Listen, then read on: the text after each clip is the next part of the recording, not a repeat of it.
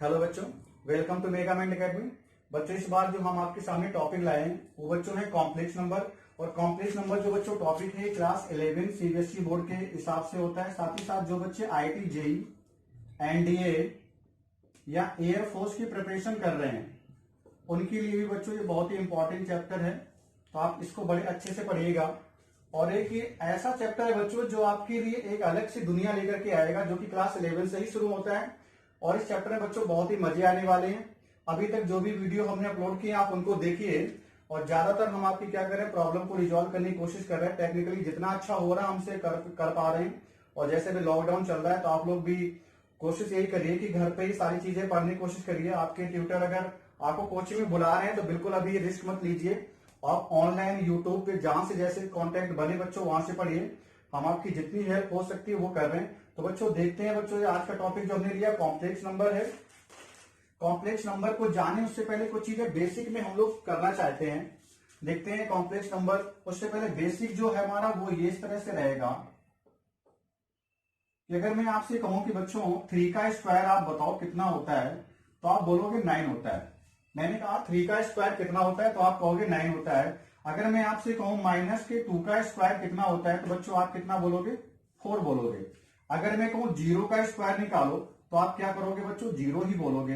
तो इस तरह से आपने एक चीज तो शायद नोटिस कर ही ली होगी, हम जिस किसी का भी स्क्वायर निकाल रहे थे, चाहे वो नंबर पॉजिटिव हो, नेगेटिव हो या 0 हो, उसका स्क्वायर कभी भी नेगेटिव नहीं आया। तो एक नोट मैं आपके सामने लिखना चाह रहा हूं, क्या कि square of any number is always positive या इज नॉन नेगेटिव। सही से कहें तो square of any real number is non negative. और आप ये नॉन नेगेटिव बातें शायद जानते होंगे, नंबर सिस्टम में आई थिंक आपने पढ़ा होगा। वो चीजें आप समझदार हो, समझ गए हो, तो हम यहाँ पे उतना नहीं नंबर सिस्टम को करेंगे, बट थोड़ी बातें जो आई उसके हिसाब से बता रहे। बेसिक है, आप ये सारी बातें समझदार हो, समझते हो।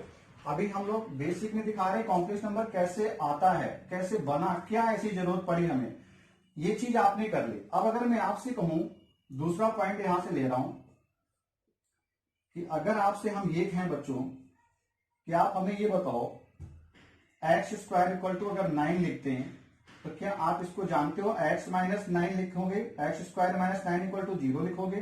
फिर आप इसके दो फैक्टर करोगे, x minus 3 and x plus 3, और इक्वल टू 0 करने के बाद आप एक्स की वैल्यू निकालोगे, प्लस का या माइनस का 3। आपने इस इक्वेशन को बच्चों सॉल्व किया, या कुछ लोग इसको ऐसे भी 10th में आपको सॉल्व करके बता दिए होंगे कि आप इसको ऐसे करो, एक्स स्क्वायर इक्वल टू 9 अगर है तो आप एक्स इक्वल टू लिखो और 9 को कर दो इनसाइड रूट और प्लस माइनस आप लगा दो। उस तरह से आपकी भी दो वैल्यू आ जा रही। 9 का स्क्वायर रूट कितना बच्चों होता है, 3 होता है। तो एक आपने चीज ये भी देखी। अगर मैं यहीं से दूसरी बात भी अगर रखना चाहूं, तो मैं अगर आपसे ऐसे कहूं कि अगर एक्स स्क्वायर इक्वल टू 36 लिखा होता, तो आप कितना कहते बच्चों, एक्स इक्वल टू 36 का स्क्वायर रूट 6 और क्या लगा दो, प्लस का माइनस का लगा दो। आई थिंक ये बात आपको भी समझ में आ गई कि अभी तक हम जो स्क्वायर रूट निकाल रहे थे या स्क्वायर कर रहे थे उसमें सारी प्रॉब्लम ऐसी थी। अब देखो यहां तक बातें आप कर चुके हो, जानते हो, 10th में भी आप ऐसा सॉल्व करके आए हो। अब आप 11th में आ गए, ऐसा क्या हुआ कि ये कॉम्प्लेक्स नंबर एक चैप्टर आपके सामने आ गया। यहां तक आपने देखा एक्स स्क्वायर इक्वल टू 9 था या x square minus 9 equal to 0 था, आपने सॉल्व कर लिया। X square minus 9 equal to 0 था, आपने सॉल्व कर लिया। अब अगर ये तो हो गया है, अगर कोई ऐसे लिख के दे दे x square plus 16 equal to 0, आपसे कहे इसे सॉल्व करो, तो आप ऐसा क्या करते कि इसका सोल्यूशन निकल आता। अभी तक हमने जो भी कहा, square of any real number is a non negative. दूसरी बात मैं ये कह रहा हूं कि अगर आप किसी रियल नंबर का स्क्वायर करते हो, वो हमेशा कैसा निकलता है, पॉजिटिव होता है या 0 होता है, होता क्या नहीं, नॉन नेगेटिव नहीं होता है। ये बात आप समझ गए।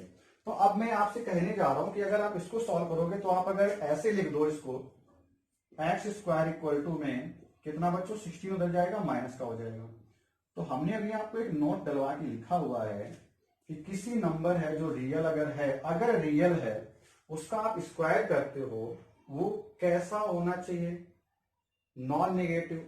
जबकि आपने क्या कर दिया, एक्स स्क्वायर इक्वल टू -16, किसी का आपने स्क्वायर निकाला, वो बच्चों कैसे आपको मिला है, -16 मिला है। तो हो गई ना फिर कोई उल्टी बात कि ये चीज जो हम पहले पढ़ के आ रहे हैं कि रियल नंबर अगर है तो उसका स्क्वायर कभी भी नॉन नेगेटिव ही रहेगा, नेगेटिव नहीं आएगा। और अब आपको सोचना पड़ेगा कि फिर x कैसा है बच्चों, x जो सोल्यूशन आएगा is not a real number. तो x जो भी है बच्चों कुछ भी हो लेकिन रियल तो नहीं है, ये तो हमें पता चल गया। जब इतनी बात हमें पता चल चुकी है कि अगर सोल्यूशन आप करोगे तो x की वैल्यू रियल नहीं आएगी, और यहीं से बच्चों एक अलग तरह से मैथ जनरेट करी गई। आपके एक साइंटिस्ट थे बच्चों, मैथमेटिशियन थे, यूलर नाम है उनका, उन्होंने फिर जाके इस पर कुछ काम किया और इसका सोल्यूशन निकालने की कोशिश करी। तो देखते हैं बच्चों उसका सोल्यूशन उन्होंने निकालने के लिए क्या ऐसी चीज करी जिसकी वजह से आपका ये चैप्टर बना और एक अच्छी सी दुनिया तैयार हो गई। आपकी ग्रेजुएशन में आईआईटी लेवल में बहुत बड़ा चैप्टर बच्चों होता है, बहुत इससे क्वेश्चन आते हैं। ग्रेजुएशन में या पोस्ट ग्रेजुएशन में आप किसी किसी यूनिवर्सिटी का सिलेबस होता है जहाँ पे कॉम्प्लेक्स वेरिएबल, कॉम्प्लेक्स एनालिसिस, इस तरह के बच्चों बुक्स पूरी लगा दी जाती है। तो ऐसी एक मैथ ही नहीं, एक बड़ी सी आपकी सिलेबस की जनरेट करने वाला एक कॉन्सेप्ट शुरू हो गया और वो यूलर ने दिया था। अभी तक अलजेब्रा अच्छी खासी चल रही थी, यहां से क्या प्रॉब्लम आई बच्चों कि एक्स जो होगा वो रियल नहीं होगा। तो उन्होंने कहा अगर आपको कभी भी ऐसी कोई बात करनी पड़े तो एक बात तो आप बोल ही चुके थे कि एक्स रियल के लिए तो इसे सॉल्व नहीं कर सकते। तो उन्होंने कुछ ऐसा इमेजिनेशन किया कि क्यों ना हम ऐसा कुछ कर दें, कुछ ऐसा करें कि इसका सोल्यूशन पॉसिबल हो। अब जब इसको हम सॉल्व करेंगे तो एक्स कितना आपको मिलेगा बच्चों, माइनस में रूट आ जाएगा 16। और आप अगर सही से फंक्शन भी पढ़े हो तो आपने पढ़ा होगा कि रूट एक्स जो होता है बच्चों, उसमें जो एक्स होता है वो हमेशा x should be greater than और इक्वल टू 0, यानी कि root only defined for positive numbers या root is not defined for negative numbers. तो यहां पे तो हमने माइनस लिख दिया। अब ऐसा क्या कर दें कि हमारा कुछ काम बने। तो यूलर ने फिर एक काम किया, उन्होंने कहा कि अगर हम ऐसा करें आई स्क्वायर इक्वल टू -1 लिख दें, या ये भी उन्होंने कहा कि आई इक्वल टू फिर कितना माइनस का √1 हो जाएगा, तो हम कुछ सोल्यूशन कर सकते हैं। उन्होंने एक ऐसी नंबर मान ली, इमेजिन कर ली कि आप आई इक्वल टू -1, हालांकि आई नहीं, इसको बोलते क्या बच्चों, आयोटा बोलते हैं। इसको मैं आई रीड करूंगा, आपको लेकिन समझ के चलना कि आयोटा है, ठीक है, जस्ट लाइक मोटा वैसे आयोटा, ठीक है। तो आयोटा उन्होंने लिखा, जो लिखा किसके equal to i square equal to -1 लिखा, या आई इक्वल टू बच्चों फिर क्या आएगा, स्क्वायर रूट लगेगा, -1 में आ जाएगा रूट। तो उन्होंने ऐसे लिखने की कोशिश करी और बोला कि जो ये लिखा है ना एक्स इक्वल टू, आप इसको फिर ऐसे लिख दो, क्या लिख दो, -1 इंटू में क्या कर दो 16 कर दो, और आप फिर इसको ऐसे बोलो -1 को आई स्क्वायर बोल दो और इंटू में 16। आपको पता है कि 16 का स्क्वायर रूट तो आप निकाल लो कितना होता है बच्चों, 4 होता है, और जो आई स्क्वायर वो कितना निकल के आएगा, आई निकल के आ जाएगा। इस तरह से बच्चों आप एक सोल्यूशन निकाल सकते हो। लेकिन चूंकि ये सारी बातें रियल नहीं थी, एक्स जो है वो रियल नहीं था, एक इमेजिन करिए, इमेजिनेशन से वो ये सारी बातें लाए हैं। इस तरह से जो नंबर हमें मिली 4i, वो कहलाती है बच्चों इमेजिनरी नंबर। बच्चों नंबर कौन होती है, इमेजिनरी नंबर होती है, ठीक है। ऐसी संख्याओं को वास्तविक नहीं अवास्तविक, हिंदी में से काल्पनिक भी बोलते हैं। अगर यूपी बोर्ड या हिंदी मीडियम में कोई छात्र हो तो आप भी समझ लो कि इसको हम बोलते हैं काल्पनिक संख्याएं। और आपके हिंदी में इस चैप्टर का नाम बच्चों होता है सम्मिश्र संख्या। ये सम्मिश्र संख्या है, इस तरह से बच्चों हिंदी में भी इसका नाम लिखा जाता है। तो इस तरह से हमने देखा कि जो आई के रूप में जो आंसर मिला, आयोटा के फॉर्म में जो आंसर मिला है वो बच्चों क्या था, x equal to iota, 4 iota जो आया वो कैसे नंबर है, इमेजिनरी नंबर है। तो यहीं से बच्चों आपकी सामने की कोशिशें शुरू हो गई और भी सोल्यूशन निकालने के लिए। जैसे उन्होंने इतना बोला नहीं कि लोगों ने भी सोचना शुरू कर दिया कि अगर सर ऐसे लिखा होता एक्स इक्वल टू माइनस का 36 लिखा होता तो आप क्या करते, 36 का स्क्वायर रूट ले लो, कितना बच्चों होता है 6 होता है, और जो माइनस है उसकी जगह से क्या लगा दो आप, आई लगा दो। तो एक्स इक्वल टू लोगों ने फिर ऐसे आंसर देना शुरू कर दिए। सपोज करो ऐसे लिखा होता x is equal to minus का 144 लिखा होता, तो -144 का स्क्वायर रूट बच्चों कितना 12 हो गया, और एक्स इक्वल टू आपको क्या लगा देना होगा, साथ में आई लगा देना होगा। तो इस तरह से नेगेटिव नंबर का स्क्वायर रूट का भी लोगों ने क्या कर दिया, निकालना शुरू कर दिया। इस तरह से हमारा एक चैप्टर शुरू हो गया, कॉम्प्लेक्स नंबर। यहीं से हमारा कॉम्प्लेक्स नंबर की शुरुआत होती है। अब जब इतनी सारी बातें हो चुकी थी तो फिर इसके आगे भी लोग जाने लगे। उन्होंने क्या किया कि जब i इक्वल टू हमें कुछ रिजल्ट मिल ही गया है तो क्यों ना इसी को हम एक अच्छी मैथ आपके सामने ला दें। उन्होंने इस पर ही काम करना शुरू कर दिया और i की वैल्यू निकाल करके आपको एक रिजल्ट देने की कोशिश कर दी। उन्होंने जब बता ही दिया था कि i इक्वल टू हमें कितना लेना है, i इक्वल टू आपको पता है बच्चों -1 था, ठीक है। तो अगर मैं इसको ऐसे कहूं तो i² बच्चों कितना देगा, -1 देगा। अगर मैं i क्यूब लिखना चाहूं तो बच्चों ये क्या देगा, i क्यूब। इसको आप लिख लोगे i² इंटू में i, ठीक है। i² तो -1 तो -i हो गया, ठीक है। अगर i की पावर में 4 बोलूं तो बच्चों कितना आएगा, i की पावर 4 यानी i² इंटू i², ठीक है। इससे i² का स्क्वायर कर सकते हो तो -1 का स्क्वायर बच्चों कितना देगा, -1 देगा। तो यहीं से लोगों ने अपने कुछ रिजल्ट लिखे।